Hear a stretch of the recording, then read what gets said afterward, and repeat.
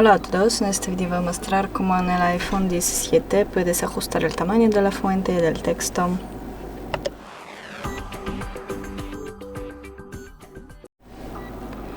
Abre ajustes, pantalla y brillo y tamaño del texto. Y mueves el deslizador para aumentar o disminuir el tamaño del texto en aplicaciones y menús del sistema. Si quieres más control, activa texto en negrita